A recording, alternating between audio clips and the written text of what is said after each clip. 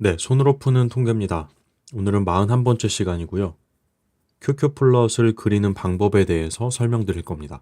몇 개의 강의로 나눠서 설명을 드릴 거고요. 오늘은 첫 번째 시간인 영누적 분포 함수입니다.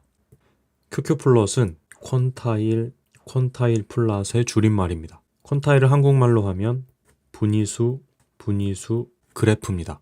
QQ 플롯은 두 데이터의 분위수를 그래프로 그리는 것인데요. 두 데이터의 분위수를 그려서 뭘 하고 싶은 걸까요? QQ 플롯의 목적은 분포 비교입니다. 자, 그렇다면 어떤 원리로 분포를 비교하는 것인지 알아보도록 하겠습니다. 이 QQ 플롯의 원리를 이해하려면 먼저 영누적 분포 함수를 알아야 됩니다. 영누적 분포 함수는 우리에게 생소한 개념이기 때문에 우리가 이미 알고 있는 정규 분포 함수로 시작해서 접근해 보도록 하겠습니다.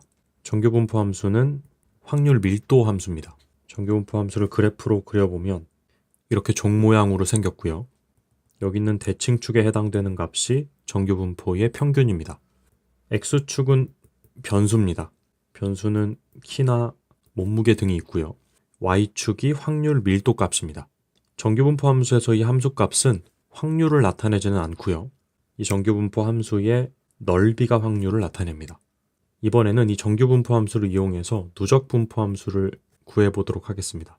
정규 분포 함수를 fx라고 두고요. 누적 분포 함수를 라지 fx라고 두겠습니다. 그럼 이 누적 분포 함수는 정규 분포를 이용해서 정의를 할 수가 있는데요. 적분을 이용합니다. 마이너스 무한대에서 x까지 ft dt라고 정의를 해줄 수가 있습니다. 자, 그럼 이번에는 이 누적 분포 함수가 어떤 의미를 갖는지를 한번 알아봅시다. fa 값을 예로 들어봅시다. fa 값은 마이너스 무한대부터 a까지의 넓이가 됩니다. 이 넓이가 의미하는 것은 a 이하인 데이터의 비율을 의미하고요. 다르게 표현하면 a 이하의 값이 뽑힐 확률이 됩니다. 이 누적 분포 함수의 그래프를 그려보겠습니다. 누적 분포 함수는 이렇게 생겼고요. 이 y값은 1로 수렴합니다. 이 y값이 확률이기 때문입니다. 전체 넓이가 1이기 때문에 확률은 1을 넘을 수가 없죠. 그래서 1로 수렴을 하고요. 이 평균에 해당되는 확률 값은 0.5입니다. 이 절반의 넓이가 0.5이기 때문입니다. 자, 우리가 오늘 최종적으로 알아봐야 하는 영누적 분포 함수는 누적 분포 함수의 역함수입니다. 이 영누적 분포 함수를 ix라고 놓겠습니다. 영누적 분포 함수는 그래프를 통해서 설명을 드리도록 하겠습니다. 두 함수가 역함수의 관계를 가질 때 두 함수는 y는 x에 대해서 대칭이죠. 그래서 그래프를 그려주면 이렇게 생겼습니다. 누적 분포 함수의 y값이 확률이었기 때문에 영누적 분포 함수에서는 x값이 확률이고요. 따라서 이 x값은 0에서 1 사이의 값을 갖습니다. y값은 변수기 때문에 마이너스 무한대에서 무한대의 값을 갖습니다. 이 영누적 분포 함수의 x값 중에서 p라는 값을 한번 잡아보겠습니다. 이때 y값은 ip가 됩니다.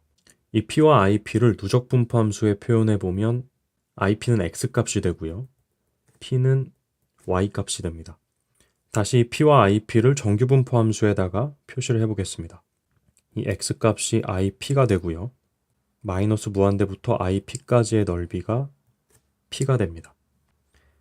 여기서 우리가 알 수 있는 것은 이 ip는 ip 이하인 수의 비율이 p가 되는 변수값을 의미합니다. 예를 들어서 i 0.25라고 한다면 여기 있는 이 값이 0.25가 됩니다. 이때 ip는 무엇이 될까요? 이 ip는 1사분위수가 됩니다. 만약에 p의 값이 0.5라면 여기 있는 이 넓이의 값이 0.5가 되고요.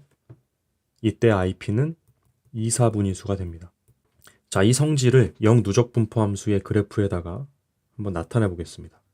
이 값이 0.25일 때 y값이 1사분위수죠. 이 값이 0.5일 때 y값은 2사분위수입니다. 같은 방법으로 모든 분위수를 이 영누적 분포 함수에 표시해 줄 수가 있습니다. 그래서 결론을 말씀드리면 이 영누적 분포 함수는 우리가 지난 시간까지 계속 그려왔던 확률과 분위수 그래프와 동일합니다. 자, 이렇게 영누적 분포 함수에 대한 설명은 마쳤고요. 앞으로 이 영누적 분포 함수를 이용해서 QQ 플롯의 원리를 설명드리도록 하겠습니다. 오늘의 강의는 여기서 마치겠습니다.